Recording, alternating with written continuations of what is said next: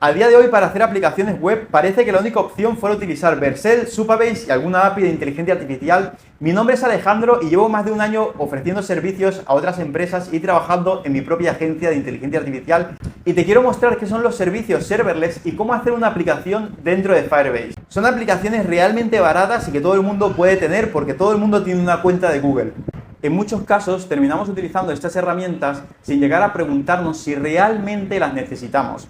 Y lo peor de todo es que estas herramientas suelen ser bastante costosas. Muchas veces podríamos tener las mismas facilidades utilizando herramientas más sencillas y más simples, pero que no son tan populares. Y me gustaría que te quedaras con esto. A día de hoy no es tan importante saber picar el código o no es tan importante saber cómo hacer la aplicación, sino es más importante saber cómo estructurarlo y saber qué tecnologías utilizar. Es tener el criterio técnico para saber dónde vamos a alojar esta aplicación, cuál va a ser la autenticación, cuáles son esas reglas de la base de datos. Vamos a tener muchos usuarios y si necesitamos que sea altamente escalable o no. Y en base a todas esas decisiones deberíamos de escoger nuestro stack técnico. Pero teniendo ese stack técnico adecuado y todos los specs bien colocados, los agentes pueden programar súper bien y sin ningún problema. Y en eso nos vamos a basar hoy. Y de todas estas posibilidades, hoy te voy a hablar del Full Stack Serverless. Es un stack que me encanta. Vamos por paso. Primero vamos a definir qué significa serverless. Esto lo inventaron los proveedores de la nube para que los desarrolladores no tuvieran que preocuparse en la infraestructura de la nube y se enfocaran más en desarrollar. Todos los servicios serverless se cobra por su uso y además de eso, el desarrollador no se encarga de los servidores como tal, de la infraestructura, sino más de la parte de cómo utilizar un servicio en particular. Pensemos en una base de datos serverless. Mientras que yo, haciendo mi propia base de datos Postgres en mi servidor, tendría que alojarla, preocuparme de la seguridad, preocuparme del mantenimiento, de las réplicas y de una serie de cuestiones. Cuando trabajo con tecnología serverless, no me tengo que preocupar de todo ese apartado de infraestructura, sino que simplemente me permite crear una tabla o crear un contenedor, como algunos lo llaman, y directamente en esa tabla ya puedo empezar a guardar datos. No tengo que preocuparme por límite, por memoria, por si puedo absorber picos o no, porque son servicios altamente escalables y funcionan bastante bien. Y para cada una de esas actividades que solemos hacer, por ejemplo, desplegar un contenedor, lo podemos hacer de manera manual, no VPS, pero también tenemos la alternativa serverless. Sí que es verdad que para pequeños y medianos proyectos nos va a venir súper bien, porque realmente los costes no se van a disparar, pero cuando son proyectos grandes, nos conviene más utilizar un tipo de arquitectura diferente porque los costes van a ser más bajos. Sin embargo, hay empresas que se permiten utilizar arquitectura serverless en proyectos grandes porque lo pueden pagar y porque realmente les asegura que todo va a funcionar con menos fricción y el tiempo de desarrollo es muchísimo más rápido. Porque al tú no tener que preocuparte por la infraestructura, que sería lo que haría un DevOps, tú puedes seguir desarrollando y avanzar muchísimo más rápido. Y sobre todo con los agentes de inteligencia artificial que tienen bien las conexiones, tienen bien el spec y tienen bien toda esa serie de herramientas y el arnés necesario, vas a poder desarrollar muchísimo más rápido de lo que harías si tuvieras que encargarte de la infraestructura. Y también hablando del tema de bases de datos, veo mucho por foros y por publicaciones que todo el mundo está utilizando Postgres. Veo Postgres por todos lados y la verdad es que es una excelentísima base de datos, no digo que no. Pero de acuerdo a cierta aplicación que queramos hacer con una base SQLite o con un MongoDB o con algo más pequeñito, ya nos valdría lo suficiente. Postgres es una base de datos excelente, pero para poder utilizar Postgres necesitamos una instancia que siempre esté funcionando y que siempre esté a la espera de nuevas solicitudes. Mientras que yo podría utilizar un servicio serverless, una tabla, por ejemplo, dentro de Firestore o un DynamoDB, me puedo crear una tabla, pagar muy poco y no tengo que desplegar ninguna instancia, no tengo que desplegar una base de datos en ningún sitio, sino que la configuración es muchísimo más rápida. Y para la gran mayoría de casos van a ser compatibles, no es que una sea mejor que otra en particular. Las bases de datos relacionales van a ganar siempre que queramos hacer analíticas o siempre que queramos hacer un dashboard o agregaciones, eso por seguro. Pero las bases de datos no relacionales van a ser muy buenas para la ingesta. Y sobre todo ahora que estamos haciendo tantas aplicaciones tan rápido, en la ingesta de una no relacional va a ser súper buena, más que suficiente para la gran mayoría de los casos. En cualquier caso, si tu volumen crece muchísimo y tienes muchísimos datos dentro de esa base de datos, siempre puedes hacer un pipeline a un data warehouse, que el data warehouse ya sería la solución correcta para poder analizar grandes cantidades de datos.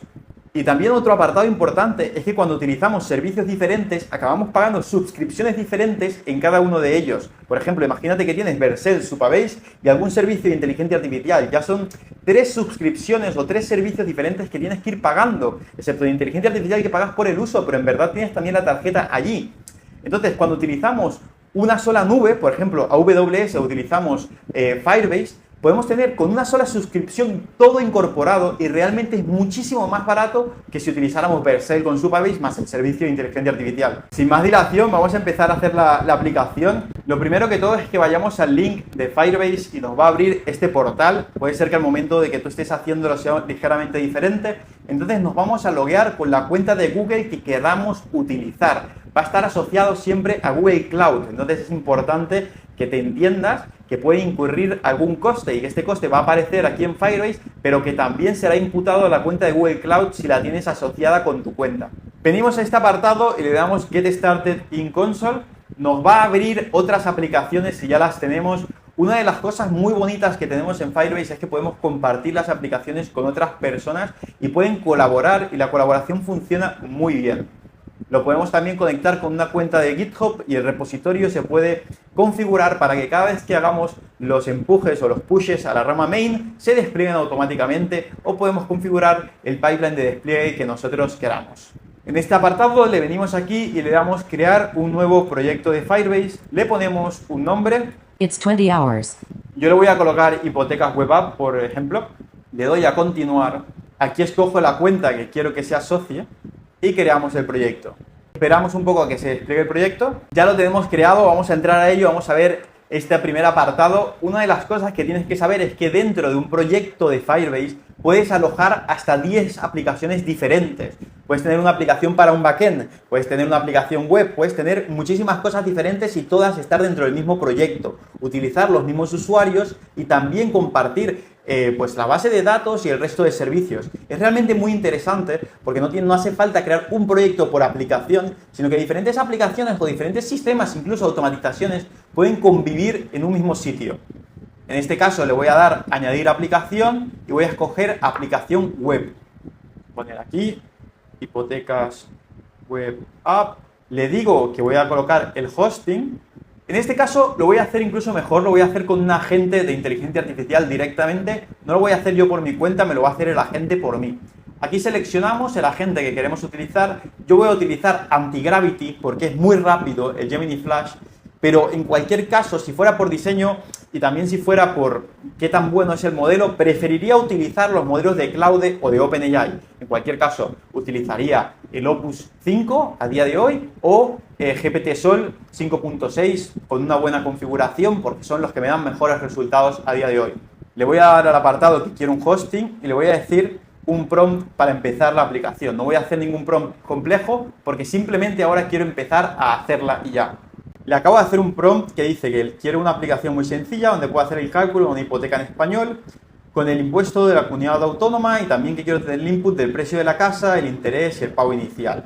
Y aquí automáticamente ya me dice la skill y ya me dice el prompt sugerido para yo empezar esta aplicación. Entonces, ¿qué voy a hacer? Me voy a crear una carpeta dentro de mi Mac y allí voy a iniciar Antigravity. Ahí me he creado esta carpeta que le he llamado Hipotecas Web App y voy a proceder a instalar la skill. Yo debería de ejecutar esto en la terminal, pero como que ya se lo pasé a la gente, él va a ser lo suficientemente listo como para empezar a instalarme esa skill. Aquí me la empieza a instalar, si es verdad que toma un poquito de tiempo entre que la instala. Yo ya la tenía instalada en otros proyectos, así que a lo mejor la reconoce, a lo mejor no. Ya la tiene instalada y ahora procedemos directamente con el prompt, ¿vale? El prompt ya se encarga de todo y ya la gente, con estas skills que tiene colocadas, es capaz de realizar todo eso que nosotros necesitamos. Es que no tenemos que darle ni siquiera a la terminal para que nos despliegue la aplicación. Antiguamente sí que lo teníamos que hacer, pero ahora es tan fácil como pedirle a un agente de inteligencia artificial que ejecute todos esos comandos por nosotros utilizando una skill. Y la skill ya le da ese guidance, ya le da todo ese contexto, esos artifacts, esos scripts, para que lo haga de una manera efectiva y que funcione muy bien. Sí que es verdad que el prompt que yo le di pues no era el mejor, era un prompt bastante sencillito, que era para poder mostrar cómo desplegar una primera aplicación web, pero luego lo podemos ir mejorando. Una de las cosas que nos va a preguntar es si quiere que hagamos login con esa cuenta de Firebase para él comunicarse con la cuenta y asociar ese proyecto que está creando con nuestra cuenta. Aprovecho para explicaros una cosa, y es que la manera en que funciona Firebase es que mucho del contenido que nosotros utilizamos lo coloca dentro del frontend. Y habrán algunos escépticos que no les gustará esto, porque creen que el código del backend tiene que estar en un apartado separado, pero es que la verdad, para muchísimas aplicaciones es súper práctico, porque no tenemos que estar pensando en cuestiones diferentes, sino que dentro de un mismo repositorio podemos tenerlo todo. Sí que es verdad que si vas a hacer una aplicación muy grande y donde necesitas unas responsabilidades claras, separadas, lo puedes separar, pero en este caso funciona bastante bien, no hace falta preocuparte por tener una API ni nada más. En cualquier caso, si quieres ejecutar código, también tienes las funciones cloud que te permiten ejecutar un código totalmente separado del frontend. Pero, por ejemplo, para guardar información dentro de la base de datos, lo puedo hacer directamente desde la aplicación.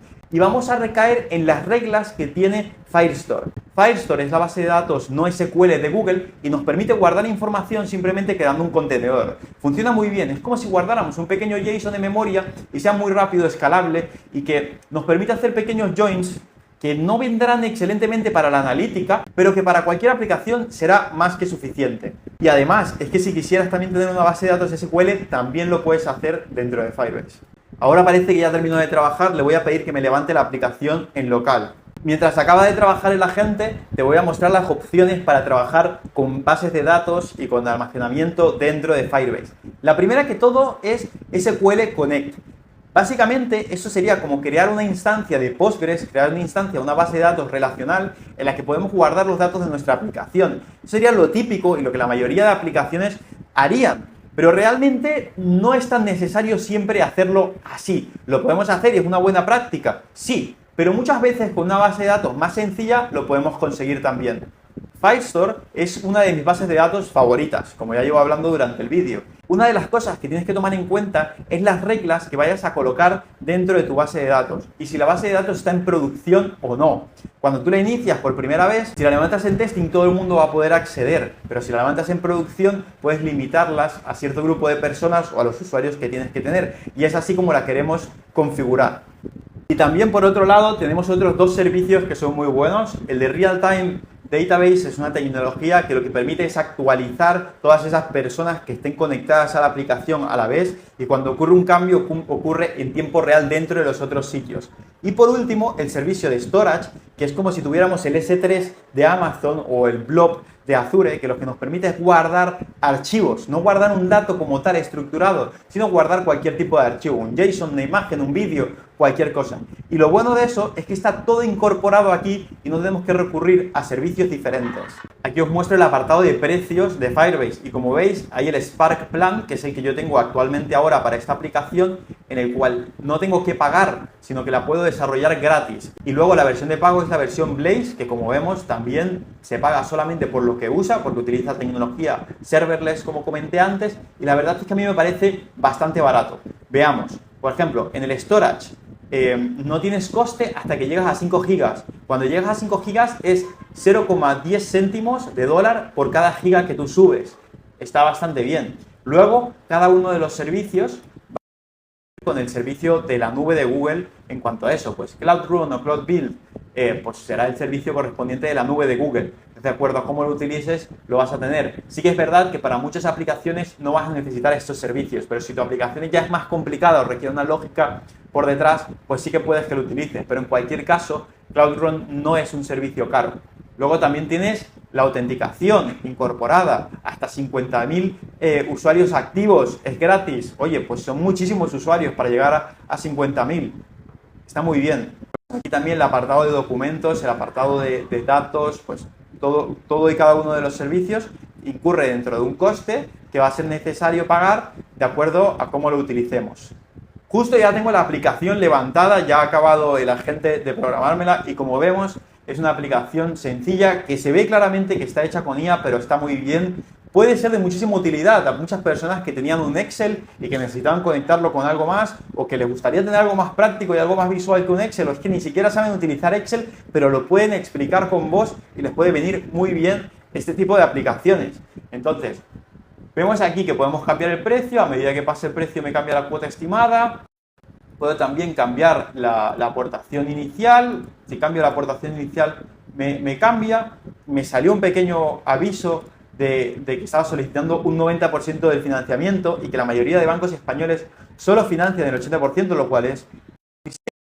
Aquí puedo cambiar el interés, si yo subo el interés me sube la cuota, si bajo el interés baja la cuota, y pues estos cálculos probablemente estén bien calculados. Si es verdad que yo como profesional sé que la inteligencia artificial se puede equivocar, pero estos modelos modernos, sobre todo los modelos de cloud últimos y los modelos de GPT últimos o incluso modelos chinos últimos, no suelen cometer tantos errores, suelen ser bastante buenos y sobre todo para este nivel general tienen capas de investigación y de verificación que hacen que sean muy buenos en este tipo de cálculos. No son perfectos, ¿vale?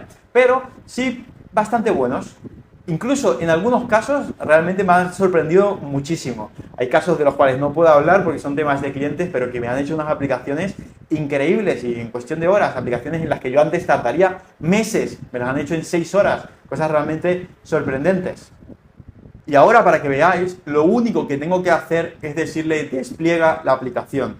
Entonces, él va a utilizar el servicio y va a utilizar la skill para desplegar esa aplicación directamente dentro de la web y hacerla accesible para todo el mundo. Entonces, aquí necesitamos un código para autenticarse porque no se había autenticado bien al principio, pero bueno, ya lo he conseguido hacer y ya lo tiene. Y es que justamente ahora acaba de desplegar la aplicación dentro de este link. Decidme si no es maravilloso lo que se puede hacer con la inteligencia artificial. Y como vemos aquí me ha colocado hipotecas-web-app y me ha colocado el dominio hipotecas-web-app.web.app. El dominio es web.app, que es un dominio de Google, y siempre colocan un subdominio, que el subdominio es hipotecas-web-app, que es el nombre de mi proyecto, como esto. Y lo bonito es que yo ahora puedo enviarle este link a cualquier persona y todo el mundo puede utilizarlo. Y es que ahora os estaréis preguntando, vale, genial, ahora todo el mundo puede acceder a esta aplicación, pero yo quiero tener mi CRM personalizado, quiero tener mis clientes, los datos de mi empresa. ¿Cómo hago para que yo solamente pueda añadir a determinado grupo de personas restringido y que tengamos un usuario y contraseña como en cualquier aplicación? Eso lo hacemos con la autenticación de Firebase. No te preocupes, eso lo hacemos con la autenticación de Firebase. Y es que es tan fácil como pedírselo directamente a la gente que lo implemente. Quiero que ahora hagas una pantalla de login e implementes la autenticación con usuario y contraseña utilizando el correo electrónico. Una de las cosas que recomiendo también es hablar con la inteligencia artificial. En lugar de nosotros escribir todos los prompts, es muchísimo mejor si hablamos, porque al hablar hablamos muchísimo más rápido de lo que escribimos y podemos dar más detalles, somos muchísimo más verbosos, dejamos caer más cosas que le van a venir muy bien como contexto para esa inteligencia artificial hacer todo. Y como vemos, ya se ha puesto a trabajar, ya tiene las skills necesarias y ya va a poder implementarme esa nueva funcionalidad que es autenticación. Realmente la inteligencia artificial aquí no tarda. Si utilizáramos Claude a día de hoy sería súper lento para este tipo de cosas. Es verdad que la web hubiera sido probablemente un poco mejor, hubiera sido más bonita estéticamente, igualmente con los modelos de GPT son muchísimo más bonitos, pero estoy utilizando Gemini porque es rápido. Lo que se está tardando es en desplegar la aplicación, en colocar la autenticación y en el resto de cosas, pero realmente es que es muy rápido el Gemini. Y como os decía, este modelo claramente no es el mejor porque yo lo que quería que me hiciera fue una pantalla de login y que esta ruta estuviera protegida tras esa pantalla de login, que solamente la gente autenticada pudiera entrar. Sin embargo, no me he entendido del todo bien, tampoco pasa nada, pero sí que me ha llegado a implementar este botón de iniciar sesión registro. Vamos a probarlo. Vengo aquí a este apartado, le doy a registrarme porque no me he registrado previamente, coloco mi correo y le doy al botón de registrarse. Aquí vemos que me ha entrado y que ya estoy registrado dentro de la aplicación. Entonces, una vez yo estoy aquí dentro, ya tengo los datos, puedo darle a guardar simulación y cuando le doy a guardar simulación sale un pequeño confeti y me la guarda aquí abajo. Entonces, lo curioso, ¿dónde me lo guarda? Aquí yo no sabía dónde me lo estaba guardando porque en ningún caso le dije que me lo guardara y al yo preguntarle directamente ya me está creando la base de datos. Me la está creando dentro de la región de la Unión Europea, dentro de Euro3 y me está guardando esa información allí. Me va a hacer que cada vez que se guarde una propuesta se quede guardada dentro de esa base de datos. En este apartado de Firestore, que lo acabo de refrescar, vemos como ya me había creado la base de datos. Y aquí lo más importante y lo que hay que estar revisando es el apartado de las reglas. Si tenemos bien las reglas, todo estará muy bien, pero si no las tenemos, vamos a dar acceso a datos que no queremos dar. Entonces es muy importante y no es tan complicado ponerlo bien, simplemente tenemos que entender la documentación, leerlas y verlas bien, y en cualquier caso también nos podemos apoyar de la inteligencia artificial para entenderlos y para crearlas. Aquí me he creado una. Vale, pues aquí vemos la lógica que me ha creado. Me dice que si soy usuario invitado, me lo va a guardar dentro del local storage del navegador. Pero si estoy autenticado, sí que me lo va a guardar dentro del Firestore. Yo ya estoy autenticado en esta sesión. Le voy a guardar, voy de hecho a guardarme alguna más para ver cómo funciona.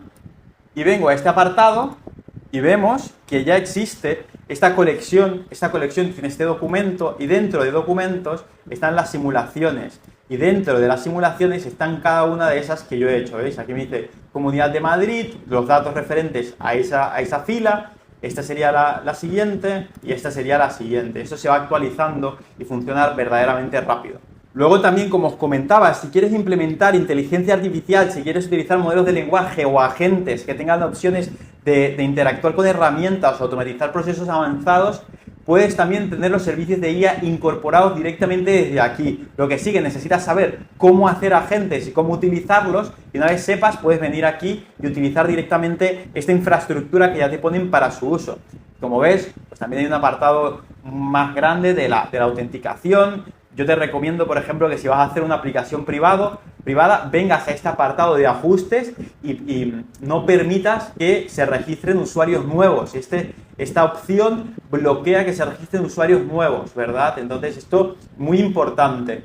Por otro apartado, también tienes un apartado de DevOps, donde puedes configurar cómo ocurren esos despliegues, cómo se distribuye la aplicación, pues ver las métricas de tu aplicación, todo eso. Y también hay un apartado de analíticas. Entonces, todo esto forma el gran conjunto de servicios de Firebase. No los voy a explicar todos porque no valdría la pena. Te he explicado los que para mí son los más relevantes, que es la autenticación y la base de datos. Y a partir de ahí puedes empezar a explorar, empezar a mirar un poquito más y empezar a decir, oye, pues, ¿cómo por ejemplo me podría asegurar que la aplicación siempre está funcionando? ¿Qué tendría que hacer? O puedo pensar, oye, ¿y si despliego la aplicación pero quiero que unos usuarios tengan una y otros otra? ¿Cómo lo hago?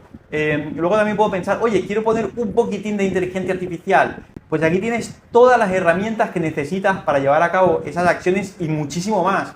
Pero es que para muchas aplicaciones sencillas no necesitas tanto realmente. Y lo bueno es que probablemente tú ya tengas una cuenta de Google y dentro de tu cuenta puedes utilizar la opción gratis y te va a valer para muchísimas aplicaciones y te va a funcionar muy bien. Dicho esto, espero que te haya gustado muchísimo el vídeo, y si necesitas una aplicación web complicada o si necesitas a alguien que te desarrolle una aplicación web, puedes ponerte en contacto conmigo a través de LinkedIn.